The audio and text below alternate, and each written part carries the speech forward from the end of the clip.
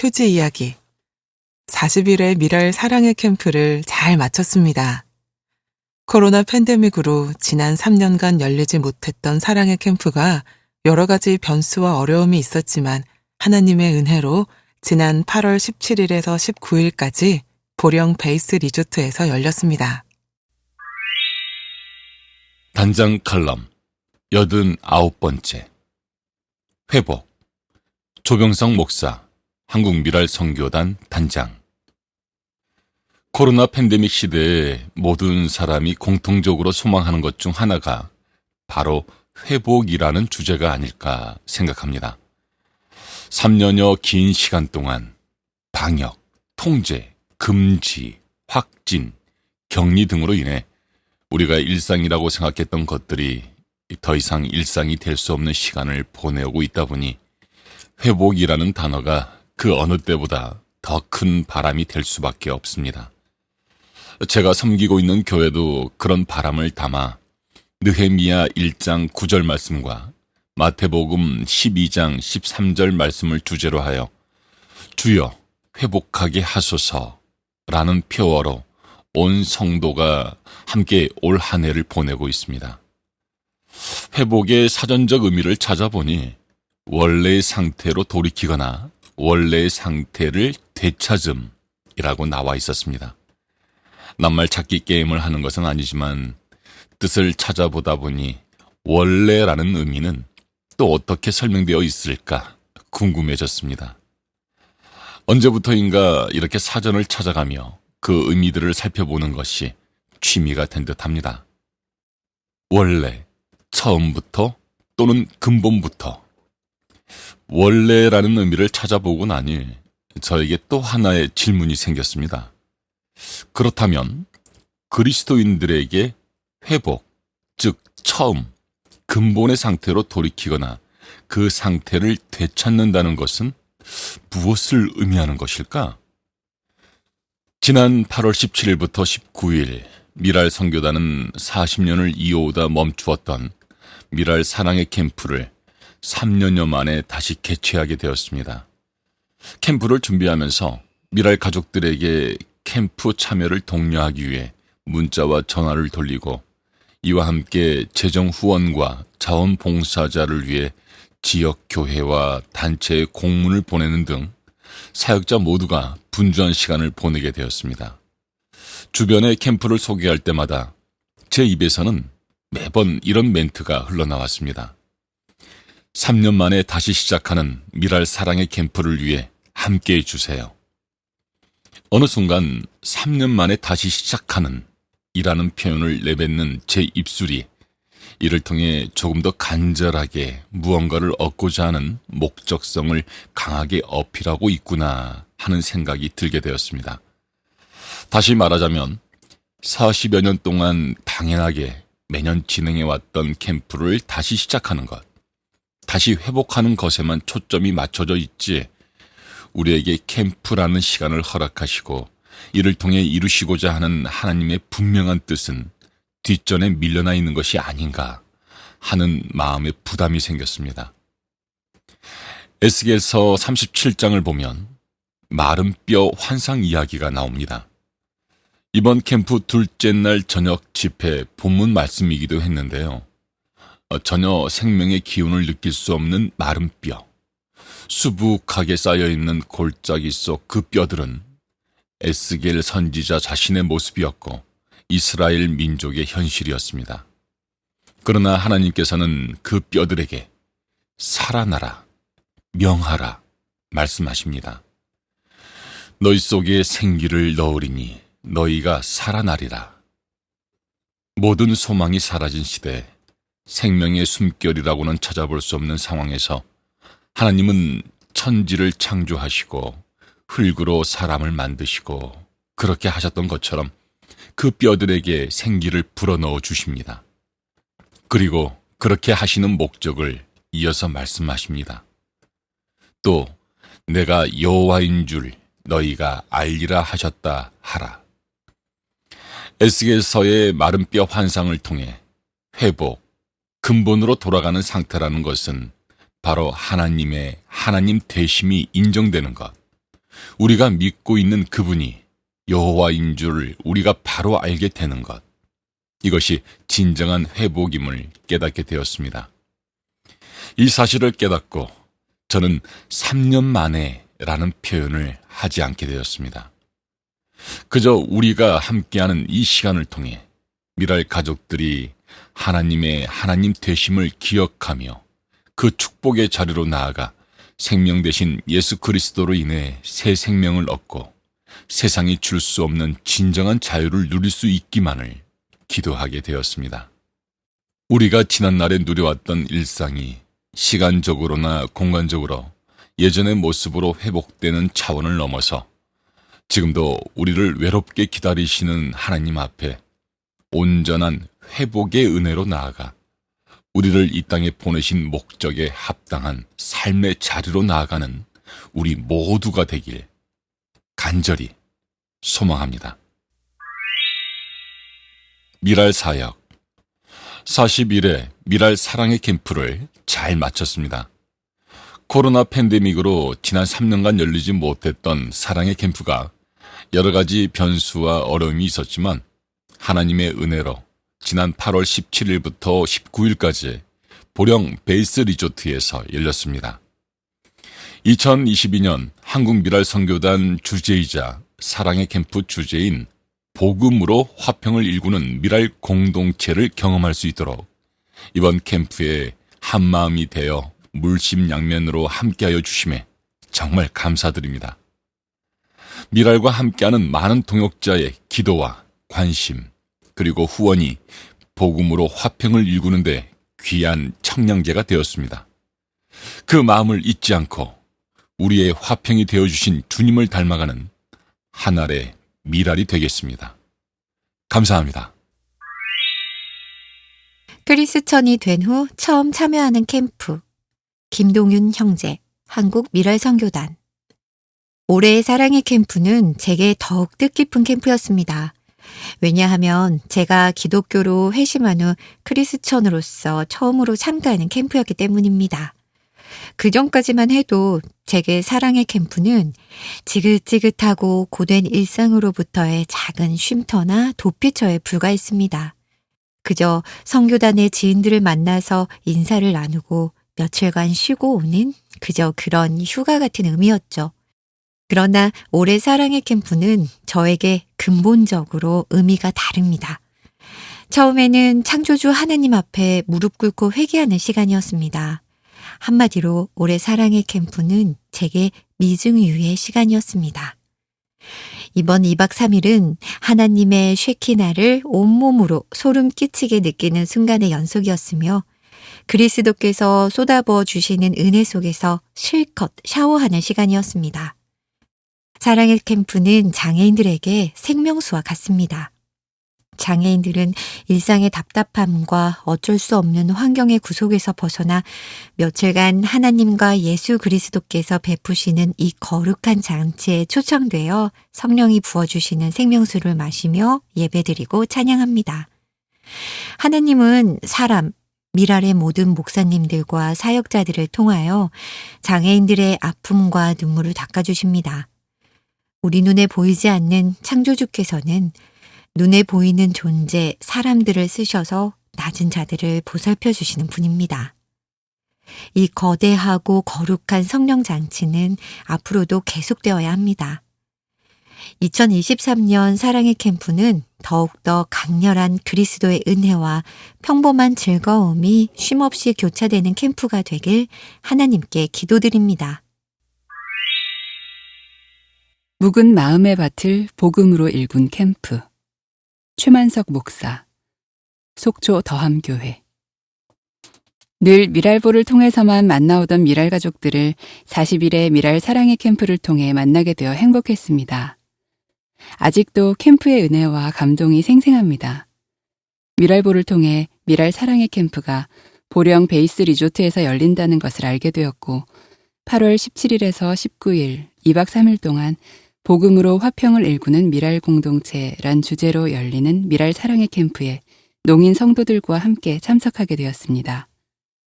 저뿐만 아니라 더함교회 농인 성도들도 처음 참가하는 미랄 사랑의 캠프 시간을 통해 속초를 벗어나 신앙의 지경을 넓혔습니다. 농인 문화의 경계를 넘어 다양한 신앙인들이 어떻게 하나님을 경험하고 예배하고 교제하는지, 제각기 다른 인생을 사용하셔서 어떻게 섬기고 사랑하는지 많은 것을 보고 배우고 위로받고 도전받는 캠프가 되었습니다. 경배와 찬양을 통해 마음을 열고 기도하며 조봉희 목사님의 말씀 선포를 통해서 영혼의 갈급함이 채워지는 풍성한 시간이었습니다. 미랄 한마당을 통해 천국 잔치에 참여한 기쁨을 누릴 수 있었는데 작가님들의 캘리그래피 말씀 카드를 통해 주제 말씀을 마음에 새기게 되었습니다. 마지막 날 송경민 목사님과 함께 은혜, 충만, 행복의 찬양을 하며 그 찬양이 미랄 모든 가족의 간증이 되었음을 성령님을 통해 깨닫고 느끼는 시간이었습니다. 캠프 동안 다양한 프로그램을 맡아 진행해 주신 목사님, 간사님, 수어 통역사님, 봉사자 선생님들의 사랑과 섬김과 헌신은 참석한 미랄 가족들에게 예수님 닮은 모습을 보여주셨습니다. 2박 3일 동안 묵은 마음의 밭을 복음으로 화평하게 일구는 귀한 시간을 허락해 주신 하나님께 감사와 영광을 올려드립니다. 우리 주 예수 그리스도와 우리를 사랑하시고 영원한 위로와 소망을 은혜로 주신 하나님께서 미랄 가족들이 모든 선한 일에 굳건하게 하시기를 기도합니다. 모든 것이 은혜입니다. 김학창 간사, 한국 미랄 선교단. 미랄에서 맞이하는 첫 캠프이다. 많은 분이 미랄에서 가장 큰 행사가 캠프라고 말한다. 준비 과정부터 기대 반, 걱정 반이다. 캠프 계획서가 나오고 드디어 시작이다. 다른 분들은 많은 경험이 있어서 그런지 여유가 있어 보인다. 초보자인 나는 날짜가 다가올수록 걱정과 두려움, 그러나 한편으로는 하나님의 일하심을 기대하면서 기도로 부족함을 아뢰며 하나하나 준비를 해나갔다. 드디어 캠프가 시작되고 정신없이 지나갔다. 아침부터 저녁까지 긴장의 연속이다. 의전과 간식을 담당한 터라 조금의 실수도 있어서는 안 되었는데 이리저리 뛰어다니다 보니 부족함과 실수를 느끼기도 전에 캠프가 끝나버렸다. 캠프를 다 마치고 하나님의 일하심과 미랄 가족의 하나됨을 느꼈다. 캠프를 준비하고 진행하는 과정에서 초청 강사들의 변동으로 어려울 수 있는 상황인데도 더 좋은 것을 허락하시는 하나님의 일하심을 보게 하셨다. 그리고 함께하는 간사님들의 헌신이야말로 미랄 가족은 하나라는 것을 알게 하셨다. 분명히 힘들고 어려운 상황인데도 누구 하나 뒤로 빼지 않고 먼저 나서서 함께하는 모습을 보면서 이런 멋진 분들과 함께 사역할 수 있음을 하나님께 감사드린다. 이 글을 쓰면서도 그때의 감정이 되살아나 눈시울이 뜨거워진다. 그래, 모든 것이 은혜이다. 하나님이 나에게 주시는 내가 감당하지 못할 큰 은혜이다. 이 큰 은혜를 받으며 나도 이렇게 미랄 가족이 되어감을 느낀다. 다시 한번 기도와 물질로 후원해 주신 교회와 순서를 맡고 최선을 다해 주신 모든 분께 감사드린다. 그리고 몸을 아끼지 않고 캠프를 준비하고 진행한 단장님과 사역자 모든 분께 하나님의 크신 사랑과 은혜가 넘치길 소망한다. 산상수훈 7번째 화평하게 하는 자의 복. 이 글은 CBS 성서학당 마태복음 15강 송태근 목사 강의를 편집부에서 정리하여 게재함을 밝힙니다. 화평하게 하는 자는 복이 있나니 그들이 하나님의 아들이라 일컬음을 받을 것이며 마태복음 5장 9절. 화평은 대인관계, 나와 이웃과의 관계에 필요한 덕목입니다. 화평하게 하는 자는 하나님의 아들이라 일컬음을 받는다고 했습니다. 화평을 어떻게 정의할까요? 마태복음을 기록할 당시가 로마 시대였음을 염두에 두어야겠습니다. 로마 제국의 화평은 무력으로 질서를 세우는 것입니다. 하지만 그것은 화평이 아닙니다. 힘의 강요로 문제가 없는 것처럼 보일 뿐입니다. 로마는 사회 질서를 흔드는 것을 용납하지 않습니다. 여종의 주인들은 자기 수익의 소망이 끊어진 것을 보고 바울과 실라를 붙잡아 장터로 관리들에게 끌어갔다가 상관들 앞에 데리고 가서 말하되, 이 사람들이 유대인인데 우리 성을 심히 요란하게 하여 로마 사람인 우리가 받지도 못하고 행하지도 못할 풍속을 전한다 하거늘 무리가 일제히 일어나 고발하니 상관들이 옷을 찢어 벗기고 매로 치라 하여 많이 친 후에 옥에 가두고 간수에게 명하여 든든히 지키라 하니 사도행전 16장 19절에서 23절. 빌립보에서 바울이 전한 복음을 듣고 사람들이 소요를 일으켰습니다. 표면적으로는 바울이 복음을 전한 것 때문에 감옥에 간 것처럼 보이지만 종교의 자유를 허락한 로마가 군중들을 소요시킨 바울을 감옥에 가둔 것입니다. 사도행전 18장을 보면 글라우디오 황제가 로마의 그리스도인을 추방합니다. 예수를 믿는다고 추방당한 것이 아니라 부활이라는 주제로 예수 믿는 사람들끼리 논쟁이 일어났기 때문입니다. 이런 보고가 자주 들리니 로마 당국은 예민해 질 수밖에 없었습니다. 그때 유대인들이 쫓겨났고 브리스길라와 아굴라도 거기 있었습니다. 사도행전 18장 2절을 보면 브리스길라와 아굴라가 로마에서 피신해 고린도로 온 것을 알 수 있습니다. 여호와는 나의 목자시니 내게 부족함이 없으리로다. 시편 23편 1절. 화평의 기초는 하나님과의 관계 회복입니다. 회개를 하는 것도 하나님과 관계를 회복하는 것입니다. 인류의 문제는 하나님과의 관계가 끊어지면서 생긴 것입니다. 하나님과 관계가 끊어진 우리는 나무의 영양분을 공급받지 못하는 끊어진 가지와 같습니다. 나는 포도나무요, 너희는 가지라.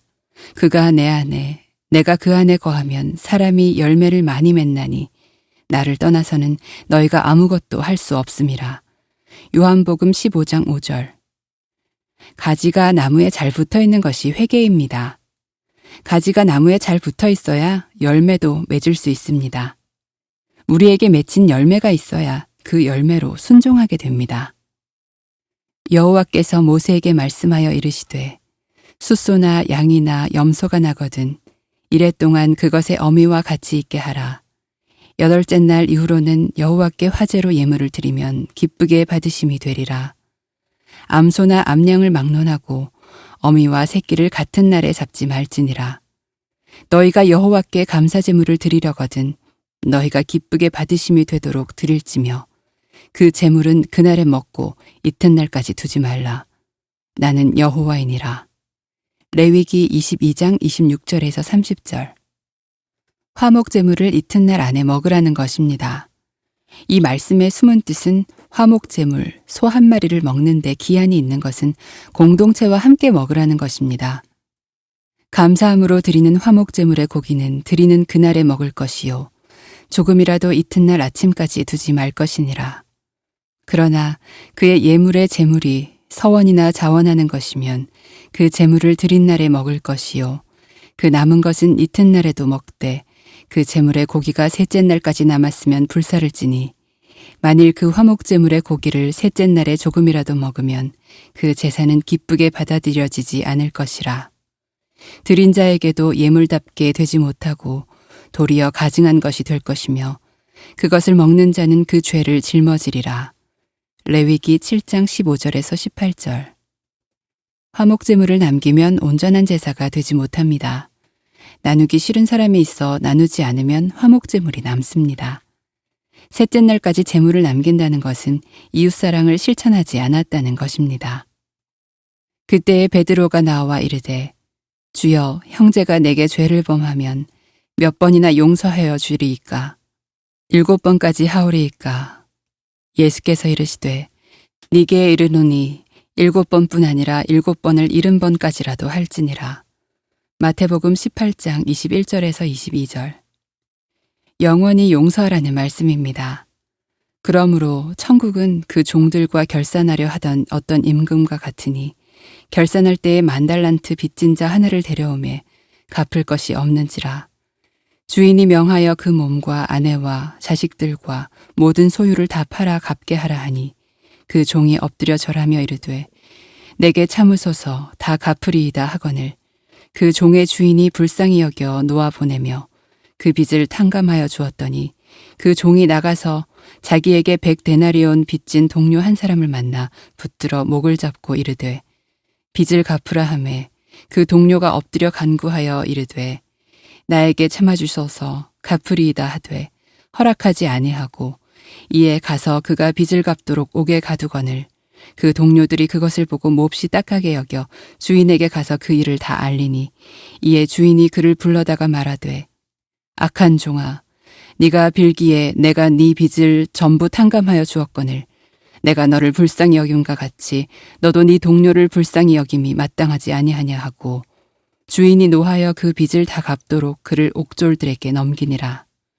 너희가 각각 마음으로부터 형제를 용서하지 아니하면 나의 하늘 아버지께서도 너희에게 이와 같이 하시리라. 마태복음 18장 23절에서 35절. 위의 말씀은 용서하지 못하는 종의 비유를 들고 있습니다. 10,000달란트의 빚을 탕감받은 종이 적은 돈을 빚진 형제를 용서하지 못하고 있습니다. 10,000달란트는 노동자의 16만 년 임금, 약 3조 원에 이르는 큰 돈입니다. 그러므로 예물을 제단에 드리려다가 거기서 네 형제에게 원망 들을 만한 일이 있는 것이 생각나거든 예물을 제단 앞에 두고 먼저 가서 형제와 화목하고 그 후에 와서 예물을 드리라. 마태복음 5장 23절에서 24절. 원망은 아랫사람이 윗사람에게 하는 것입니다. 그런데 원망들을 윗사람이 아랫사람을 찾아가 화목하라고 합니다. 윗사람이 아랫사람을 먼저 찾아가서 용서를 구합니다. 예수님도 우리에게 먼저 찾아오셨습니다. 마태복음 5장과 18장은 남을 용서하기 쉽지 않은 우리는 십자가의 은혜가 아니면 누군가를 용서할 수 없는 존재라는 이야기입니다. 그저 용서의 기초를 닦으신 예수님을 닮기 위해 노력해야 합니다. 용서할 때 화평이 이루어집니다. 화평은 하나님과의 관계가 회복된 것입니다. 우리는 하나님을 떠났던 죽은 존재였습니다.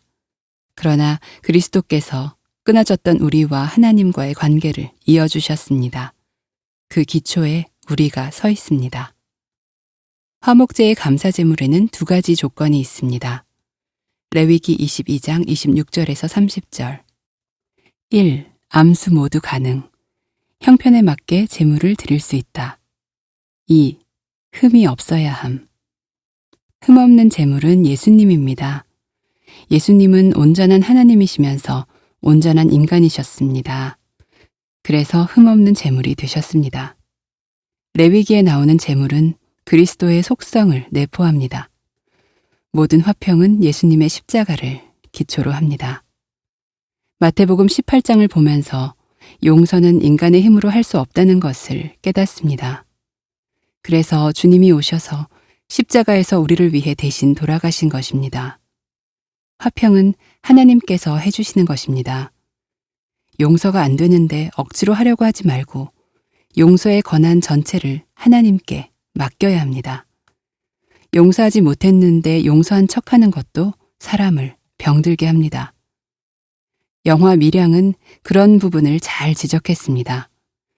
아이를 잃은 엄마가 가해자를 용서하러 갔는데 가해자는 이미 하나님께 용서를 받았다며 천사 같은 얼굴을 하고 있어 피해자의 분노를 일으켰습니다. 누군가가 우리를 참으로 용서하지 못했을 수도 있습니다. 그래서 우리는 하나님 앞에서 늘 부족한 모습으로 살아야 합니다. 천국은 마치 품꾼을 얻어 포도원에 들여보내려고 이른 아침에 나간 집주인과 같으니 그가 하루 1데나리온씩 품꾼들과 약속하여 포도원에 들여보내고 또 제3시에 나가보니 장터에 놀고 서 있는 사람들이 또 있는지라. 그들에게 이르되 너희도 포도원에 들어가라. 내가 너희에게 상당하게 주리라 하니 그들이 가고 제6시와 제9시에 또 나가 그와 같이 하고 제11시에도 나가보니 서 있는 사람들이 또 있는지라. 이르되 너희는 어찌하여 종일토록 놀고 여기 서 있느냐. 이르되 우리를 품꾼으로 쓰는 이가 없음이니이다. 이르되 너희도 포도원에 들어가라 하니라. 저물매 포도원 주인이 청지기에게 이르되 품꾼들을 불러 나중온자로부터 시작하여 먼저 온자까지 삭슬 주라 하니 제11시에 온 자들이 와서 한 데나리온씩을 받거늘 먼저 온 자들이 와서 더 받을 줄 알았더니 그들도 한 데나리온씩 받은지라.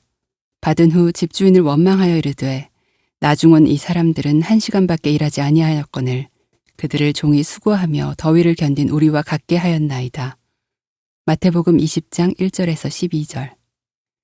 주인의 일관된 목적은 들여보내는 데 있습니다. 그들이 받은 하루 품삯은 1데나리온입니다. 1데나리온은 당시 노동자의 하루 품삯이었습니다. 종은 주인이 의식주를 책임집니다.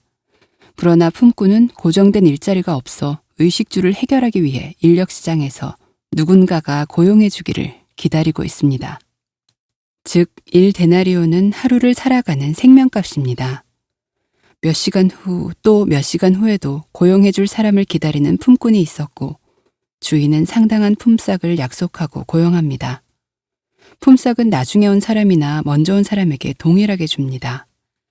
일찍 와서 일한 사람은 동일한 품삯을 준 주인에게 화가 났지만 일찍 와서 일한 사람 역시 주인이 불러주지 않았다면 인력시장에서 기다리고 있었을 것입니다. 그리고 주인은 약속한 대로 합당하게 품삯을 지불했습니다.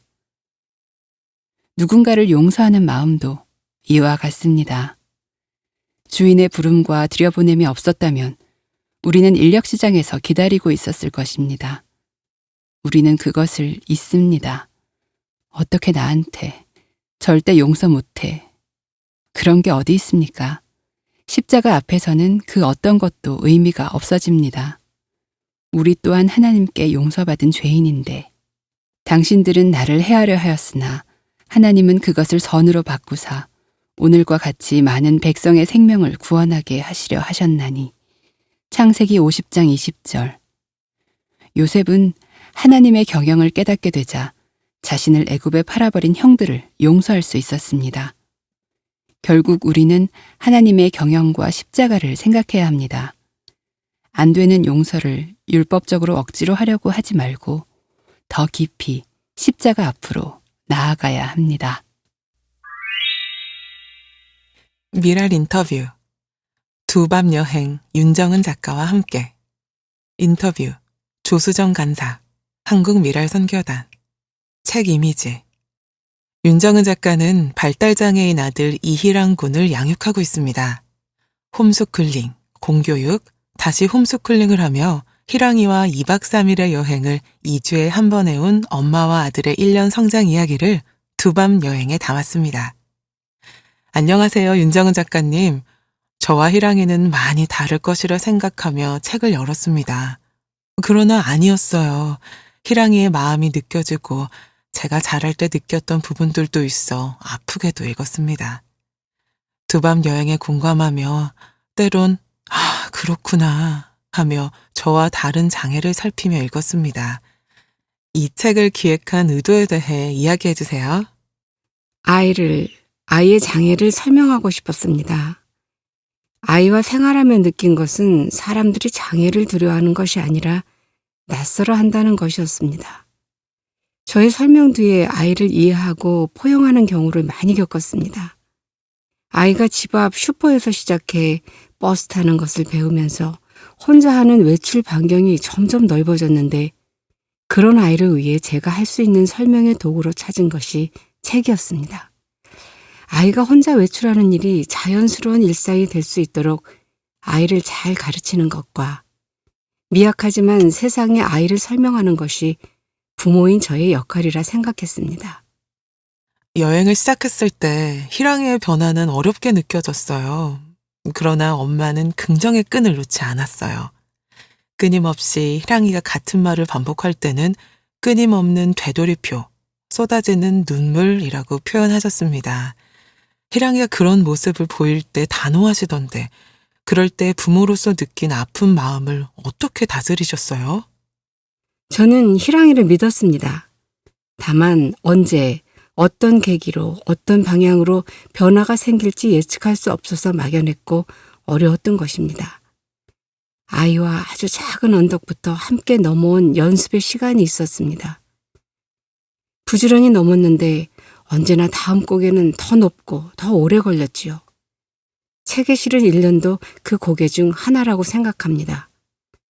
곧 더 가파른 다음 고개를 만날 것이고 또 넘어질 테지만 완주할 아이를 믿습니다.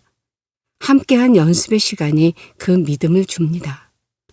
단호함은 아이의 불안을 줄여주기 위함이었습니다. 아이가 불안할 때는 거절당했을 때가 아니라 기준이 헷갈릴 때였습니다. 안 되는 것을 명확하게 거절하는 것은 아이를 아프게 하는 일이 아니라고 생각합니다. 마음이 약해질 때는 받아주고 몸이 피곤한 날은 거절하는 불확실함이 아이를 더 불안하게 합니다. 자녀와의 소통에서 되는 것과 안 되는 것의 기준을 정하는 일은 매우 중요합니다. 아이는 잘한다. 부모는 늙는다. 많은 장애인 부모가 아프게 공감할 이야기입니다. 저는 지체장애인으로서 제 몸의 기능은 나빠지고 부모님은 연로해지셨어요. 독립해 나가 사는 딸이지만 활동 지원인이 없는 시간은 또 도우시려고 마음을 못 놓으시죠. 책을 읽으면 이런 문제들을 비단 장애인 가정의 문제로만 보지 말고 사회가 함께 연대할 수는 없을까 고민했습니다. 너무나 공감되는 이야기입니다. 장애는 가정이 끌어안아야 할 집안 문제가 절대 아닙니다. 나라가 움직여 제도를 개선하고 공백을 채우는 유기적인 관계가 되어야 합니다. 우리나라의 장애인 복지제도가 얼마나 갈 길이 먼지 저 역시 우라가 북받치기도 했습니다. 그런데 제도에 난 구멍을 보느라 다른 면에 숭숭 뚫려있는 구멍을 놓치는 것이 한편 아쉽습니다. 미흡한 것을 보완하기 위해 계속해서 장애의 어려움을 세상에 드러내야 하고 동시에 장애 안에 있는 기쁨, 감사, 반짝임도 세상의 조명을 받길 바랍니다. 아이를 보며 웃는 날, 뿌듯한 날, 행복한 날도 참 많습니다. 이런 이야기들도 함께 퍼져서 장애 이야기가 다양해졌으면 좋겠습니다. 참 사는 것 같이 사는구나. 희랑이의 이웃과 교류하고 누나 이화 가족의 안부를 묻고 가끔 서로의 집을 방문하며 식탁의 교제를 나눕니다. 희랑이를 감싸고 있는 누리에서 일하며 더불어 숨쉬며 살아가기를 바라는 것이 장애인 부모만이 아니라 모든 부모의 바람이 아닐까 해요. 간사님께서 말씀하신 그 귀한 일상이 제가 지향하는 아이 교육의 첫 번째입니다. 역량만큼의 일을 갖고 취미를 갖고 먹고 싶은 음식을 직접 만들거나 사 먹고 친구를 만나는 등등의 소소하고 귀한 일상을 위해 하나씩 연습합니다. 그 연습을 위해 공교육이 아닌 홈스쿨을 하고 있고요. 아이는 현재 간단한 요리, 달걀 볶음밥, 베이컨 초밥, 전자레인지를 이용하는 간편식 등을 혼자 할 수 있고 자기 방을 스스로 정리합니다. 정해진 분량의 학습도 혼자 규칙적으로 하고요. 더 많은 일상을 누리기 위해 구체적인 연습을 꾸준히 할 것입니다. 가장 감정이 하나가 되었던 부분은 희랑이가 제주 여행에서 옆 텐트에 아이들 때문에 옛 공포가 올라왔던 일입니다. 누가 그 공포를 알 수 있을까요? 지금도 눈물이 나네요. 장애가 아이를 괴롭힐 때, 그래서 아이가 공포에 휩싸여 아플 때, 유일하게 장애가 미울 때입니다. 저도 아이도 완벽하게 손을 쓸 수 없는 상황이라 아이를 도울 방법이 없어서 이때만큼은 장애가 참 밉습니다. 간사님의 공감에 저도 눈물이 납니다. 희랑이가 사촌들과 외출하고 싶어 했을 때 못했잖아요.